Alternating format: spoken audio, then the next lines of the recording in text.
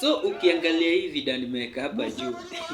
Hii vida ni ya Wakenya wako Uganda, they are chanting Museveni must go. Unaona, wameenda huko kuvote. You can imagine. Wameenda Uganda kuvote out Museveni. Unaona? Na hiyo mse ako hapo hivyo. Unaona mse amevaa jako ya nini? Amevaa sweater ya yellow.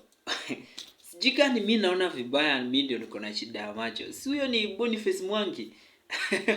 Huyo ni Boniface Mwangi anachant Museveni must go. If I'm wrong, correct me. Lakini Wakenya wameenda Uganda kufanya nini? Kutoa Museveni kwa kiti. Unajua Waganda wametulia tu, wanajua tu.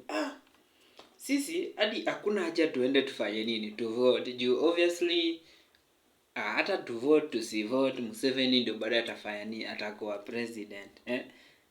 Na kiti ya upresidency ni till death do us part.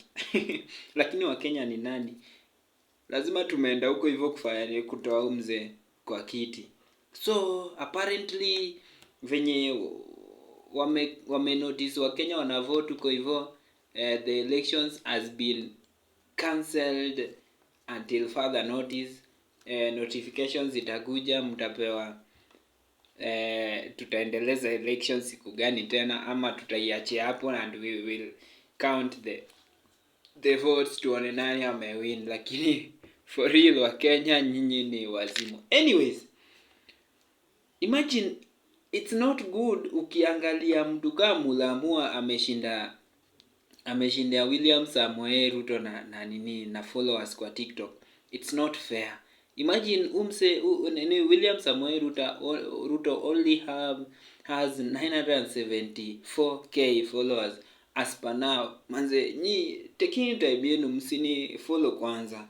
Nataka mfollow William Samoei Ruto afike 1 million kwanza ndio mnifollow. Juu it's not fair. Kenyan president hana followers 1 million, hajafika, mmemnyima tu followers asifike 1 million. Follow William Samoei Ruto hapo hivyo kwanza.